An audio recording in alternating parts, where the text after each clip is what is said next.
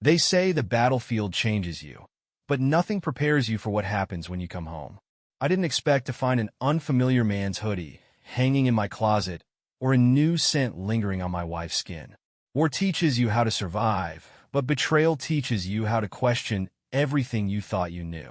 My name's Zach Carter. I'm 32, a Marine for the last 10 years, and a husband to Amanda for 6 of them. Well, I thought I was still her husband. You see, when you spend most of your marriage on the other side of the world dodging bullets, you start to build this fantasy about what's waiting for you back home. In my head, Amanda was always my safe haven, the person I fought to come back to. But now I'm starting to think I've been fighting for a mirage. Amanda's always been the kind of woman who could light up a room. She has this easy laugh, the kind that makes strangers smile, and a way of making you feel like the center of her universe. When I first got back, she threw me a welcome home party so perfect it could have been a scene from a rom-com. Homemade banners, my favorite barbecue, even my old buddies from high school. Everyone told me how lucky I was to have her, and I believed them. For a while. But the cracks started showing. Little things. She was too attentive, almost rehearsed, like she was following a script of what a perfect wife should be. Her hugs lasted a second too long. Her laughter was just a bit too loud. And her eyes always seemed to be somewhere else. I told myself it was just nerves, that maybe we both needed time to adjust. But then I found the hoodie. It was draped over the back of a chair in our bedroom. Not mine. Wrong size, wrong style, wrong smell. I asked her about it, and she waved it off with a laugh. Oh, that old thing? It's probably my brother's. You know how he's always leaving stuff behind. Sure, except her brother lives in Idaho and hasn't visited us in 2 years. I didn't press her. Not yet. Instead, I started noticing more. A pair of men's sunglasses in her car's glove compartment, a new perfume I'd never smelled on her before, and her sudden obsession with locking her phone. My instincts, honed by a decade of scanning for IEDs, were screaming at me, but I told myself to ignore them. After all, wasn't this what I fought for? To come home and live a normal life? But here's the thing. You can't unlearn survival mode. In my gut, it's never been wrong before. I don't like snooping. It feels dirty, like breaking a code I swore to live by. But when you've been trained to spot threats, you learn to follow the breadcrumbs, no matter where they lead. And the breadcrumbs in my own home were starting to pile up. After finding the hoodie, I started paying closer attention. Amanda had always been independent, but now it felt different, like she was keeping me at arm's length. She'd leave the house at odd hours, claiming to run errands or grab groceries, only to come back with barely anything in hand. Her phone was glued to her side, a constant fixture in her pocket or purse. She'd never been one to keep secrets, but now she'd tilt the screen away when I walked by, her fingers flying across the keyboard with a speed I didn't recognize. The first real piece of evidence came by accident. I was cleaning out the car one afternoon, a habit I'd picked up in the Marines when idle hands made me restless. Under the passenger seat, I found a crumpled receipt from a high-end restaurant downtown. Dinner for 2, champagne, and dessert. The kicker? The date on the receipt was from 2 nights ago, when Amanda had claimed she was working late on a presentation. I told myself it could be innocent. Maybe a coworker took her out to celebrate a big project. Maybe she paid for her boss. But deep down I knew better. Amanda doesn't drink champagne. She always said it gave her headaches. I wasn't ready to confront her. Not yet. I needed more than a single receipt and a gut feeling. So, I did what any paranoid husband might do. I installed a small GPS tracker on her car. I told myself it was for peace of mind, to prove that my fears were unfounded. But when the app pinged me 2 nights later, I realized I was only proving myself right. Amanda wasn't at the grocery store like she'd said. She was parked at a hotel just outside town. A nice one, the kind with valet parking and an infinity pool. I stared at the screen, my chest tightening with every passing minute. She stayed there for 2 hours before heading home. When she walked through the door that night, she kissed me on the cheek and handed me a carton of milk. "They were out of eggs," she said, her voice cheerful. I nodded, trying not to show the storm raging inside me. If she noticed anything was off, she didn't let on. The breaking point came a week later, and it wasn't even something I was looking for. I was grabbing a beer from the fridge when I spotted a business card pinned to the corkboard above the counter. It was for a local jewelry store, one I'd never been to. Written in Amanda's handwriting on the back were the words, "Picked up Thursday." I don't know what possessed me to call the number, but I did. The woman on the other end of the line was friendly. Too friendly, like she didn't realize the bomb she was about to drop. "Oh yes, Mrs. Carter was in just last week," she said. She picked up the custom bracelet. Lovely piece. Her initials intertwined with an R, if I remember correctly. She mentioned it was a gift. Lucky man. An R. Not a Z for Zach. An R. I didn't even respond. I just hung up and stared at the corkboard like it had betrayed me. My mind raced through every possibility, but they all led back to the same conclusion. Amanda wasn't just lying to me. She was building a life with someone else, piece by piece. The worst part? I wasn't angry. Not yet. I was hurt, confused, and desperate for answers. But I knew one thing for sure. The man who had spent a decade disarming bombs was now holding a ticking one of his own. After the phone call with the jeweler, my mind was a war zone. I couldn't confront Amanda without evidence that would leave no room for lies, no chance for manipulation. If I was going to do this, it had to be tactical, precise, and unrelenting. The Marine in me kicked in, turning my heartbreak into a mission. First, I started logging everything. Dates, times, locations. Her late-night errands. The tracker pings to unfamiliar places. Even the outfit she wore when she claimed to be working overtime. Patterns emerged quickly, as they do when you're trained to analyze movements. Her stories weren't just inconsistent. They were practically scripted, like she'd rehearsed them in front of a mirror. Then came the discovery that gutted me. Using a few forgotten passwords I'd recovered years ago, I accessed her old email account. Buried in the drafts folder were messages she'd written but never sent. Some were mundane, notes to herself about groceries or appointments. But one stopped me cold. Last night was perfect. Every time I think we've reached the peak, you find a way to make me fall for you all over again. I can't wait for next week. I'll tell Zach I'm working late. He doesn't suspect a thing. My hands shook as I stared at the screen. R. The same initial on the bracelet. Whoever this guy was, he wasn't just a fling. He was entrenched in her life. And now, thanks to her carelessness, I had a trail to follow. Through a combination of the tracker logs and some online sleuthing, I pieced together his identity. Ryan Mathers, a senior executive at Amanda's firm. Married. 2 kids. The irony wasn't lost on me. Mr. Family Man sneaking around in hotel rooms while his kids played soccer on Saturdays. What stung the most wasn't just that she was cheating, but that she'd chosen someone so ordinary. Ryan wasn't better than me. He wasn't smarter, stronger, or even wealthier. He was just convenient. I dug deeper into Ryan's life, pulling public records, LinkedIn profiles, and even satellite images of his property through Google Earth. The man had a routine as predictable as sunrise, a creature of habit. It was almost laughable how easy it was to map his schedule. Office by 8, gym at 5:30, home by 7:15, except on Thursdays. Thursdays were reserved for Amanda. I learned they'd been seeing each other for over a year. The affair started when I was halfway through my last deployment. While I was dodging mortar fire, she was booking spa days and hotel suites. The audacity of it all burned hotter than the desert sun I'd left behind.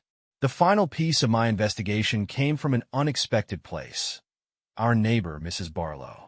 She's a sweet old widow who spends most of her days gardening or watching the world go by from her porch. While chatting with her one afternoon, under the guise of catching up, I learned Amanda had been inviting a business associate over while I was deployed. Such a nice man, Mrs. Barlow said. Always brought her flowers. I assumed you'd met him. Flowers. For her. While I sent letters from halfway across the world, Ryan was delivering roses to my doorstep. The rage simmering inside me wasn't explosive. It was cold and calculated. I'd spent my career dismantling threats before they could do harm, and this was no different. I began laying the groundwork for what would be the mother of all confrontations. If Amanda wanted to build a fantasy life with Ryan, I was going to turn it into a nightmare. I booked a table at the same high-end restaurant where they'd had their little dates. I arranged for a private back room and invited a few guests, Amanda, Ryan, and his wife, Claire. None of them knew the others would be there. The stage was set. The time for hurt was over. Now it was time for the reckoning. I sat in the dimly lit private room of the restaurant, my heart steady as a sniper's trigger finger. Every detail of this night had been planned to perfection, from the timing to the guest list. Amanda thought we were celebrating a belated welcome home dinner. Ryan thought it was a casual business meeting. Claire, poor Claire, was simply told her husband had arranged a surprise dinner. They were all walking into my ambush, and none of them had a clue. Amanda arrived first, glowing in a fitted black dress that I'd bought her last year. She greeted me with a kiss, the same lips that had whispered lies for over a year. I forced a smile and pulled out her chair. She didn't notice the tension in my grip or the dark undertone in my voice as I welcomed her. Ryan and Claire arrived a few minutes later, their surprise at seeing us written all over their faces. "Zach," Ryan stammered, his hand frozen halfway to his pocket. "Didn't know you'd be here." "Oh, Ryan, come on in," I said, standing to shake his hand. "You're a hard man to get hold of. I figured this was the only way to meet you properly."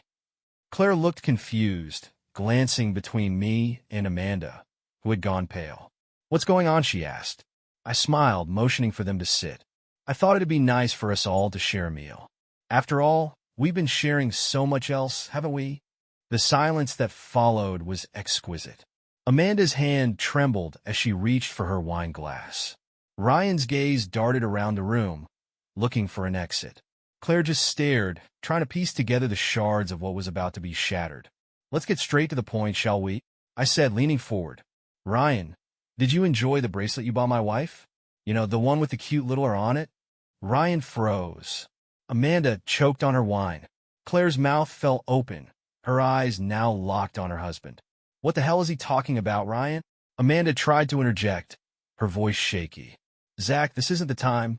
"Oh, I think it's exactly the time," I interrupted, my tone cold as ice.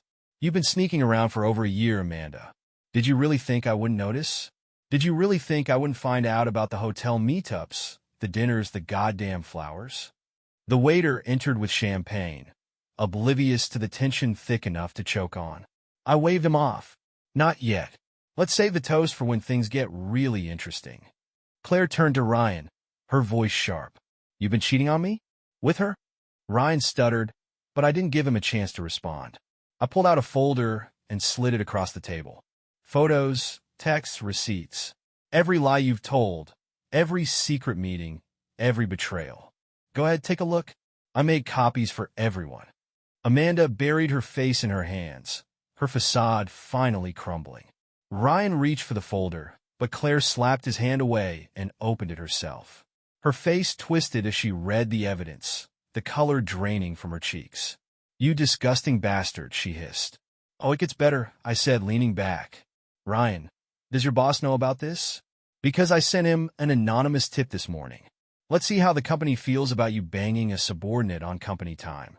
Amanda looked up, tears streaming down her face. "Zach, please." "Please what? Forgive you? Forget that while I was risking my life overseas, you were screwing this clown in hotel rooms? You think I'm going to let you walk away from this unscathed?" The final blow came when I handed Claire an envelope. Inside are the details of a divorce lawyer I contacted on your behalf. He specializes in cases like this. If you play your cards right, you'll walk away with full custody and half of Ryan's assets. Hell, maybe even more. Claire didn't hesitate. She stood, envelope in hand, and threw a glass of water in Ryan's face. "Don't bother coming home," she spat, before storming out. Ryan scrambled to follow her, but I grabbed his arm. "One more thing, buddy. If I ever see you near my house or my wife again, you'll wish I'd stayed on the battlefield." Amanda sat frozen, her mascara smudged, her perfect world in ruins. I stood, tossed a few bills on the table, and walked out without looking back. The only sound was the sharp click of my boots against the floor, leaving behind the wreckage of two lives that deserved nothing less. When I left the restaurant, I didn't look back. The weight in my chest wasn't lifted, but it felt different now, like I'd ripped off a festering bandage and could finally let the wound heal. The fallout, however, was only beginning. When you drop a bomb like that, the aftershocks ripple far and wide. Amanda called me the next morning, 23 times to be exact. I didn't answer. By the evening, she switched to emails and text messages, her tone swinging wildly between apology, anger, and desperation. It was a mistake. I love you. You've ruined my life. The irony of that last one nearly made me laugh. Her family got involved soon after. Her mother, Beverly, called me, her voice trembling. Zach, please, can we talk? Amanda's devastated. Devastated? I thought. What about me? I'd given Amanda everything, a home, stability, love, and she'd thrown it all away for a man who couldn't even look me in the eye. But I agreed to meet Beverly, not because I cared about Amanda's excuses, but because I wanted her family to know the full story. We met at their home, the same place where Amanda and I had spent Christmases and birthdays. Beverly and her husband, Ron, sat across from me, their faces heavy with concern. I know you're angry, Beverly started, her voice soft. But Amanda's been struggling. She made a mistake, yes, but isn't there a way to move past this? I handed them the same folder I'd given Ryan and Claire. Read it, I said. Then tell me if this is something you'd move past. The room fell silent as they flipped through the photos, texts, and receipts. Beverly's face turned pale. Ron's jaw clenched so tightly I thought he might crack a tooth. When they reached the hotel bills, Ron slammed the folder shut and stood. She brought shame to this family, he muttered, storming out of the room. Beverly looked at me, her eyes glistening. I'm so sorry, Zach. I didn't know. Neither did I said, standing to leave. But now you do. Ryan, meanwhile, was having his own personal apocalypse. Within days, his name was plastered across the internal communication boards at his company. My anonymous tip had been taken seriously, and HR launched a full investigation into his conduct. When they confirmed he'd used company funds to book hotel rooms with Amanda, he was terminated on the spot. No severance. No pensión. Nothing. Claire, true to her word, wasted no time. She filed for divorce the day after our dinner and served Ryan with the papers while he was packing his office. From what I heard, she took him for everything. The house, the savings, even the kids' college fund. Ryan moved into a dingy one-bedroom apartment on the outskirts of town, his reputation shattered. As for Amanda, she moved back in with her parents. Beverly, once her fiercest defender, barely spoke to her. Ron refused to look at her altogether. She lost her job after rumors of her affair spread, thanks to an indiscreet HR rep at Ryan's company. Apparently, the executives weren't thrilled about being dragged into a scandal. She called me one last time, voicemail of course, to tell me she was starting over in a new city. I didn't respond. And me? I stayed.